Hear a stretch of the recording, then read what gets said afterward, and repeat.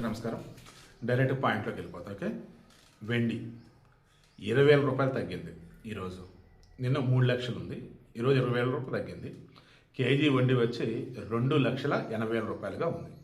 ఓకేనా, ఇంకా పడిద్దా లేదా డిస్కస్ చేద్దాం, సింపుల్గానే చెప్తాం. ఓకే, కమింగ్ టు బంగారం.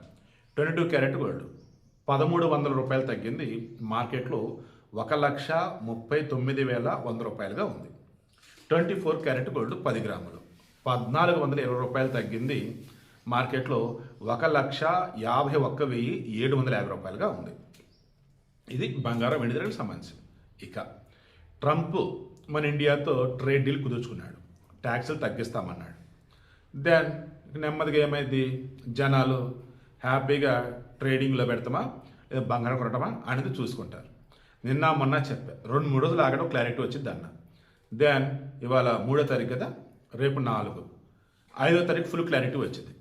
5వ తారీఖు నుంచి నాకు తెలిసి మ్యాక్సిమం స్టేబుల్గా ఉండే అవకాశం అయితే ఉండొచ్చు. బంగారం వెండి ధరలు పెరగటమా తగ్గడం అన్నప్పుడు ఇప్పుడు ఎవరైతే కొనుక్కొని ఆల్రెడీ ఉన్నారో అమ్మాలని ఆలోచనకు ఉన్నట్టయితే రేటు పెరిగిద్ది, ఆగండి, అమ్ముకోండి.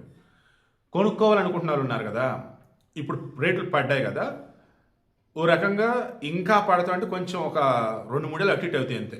డబ్బు ఉంటే హ్యాపీగా కొనిపెట్టుకోండి. బట్ అంతిమంగా బంగారమైనా వెండైనా మీ కన్సైన్స్ చెప్పిందే చేసుకోండి. నేను ఒక ఇన్ఫర్మేషన్ ఇస్తున్నాను అంతే.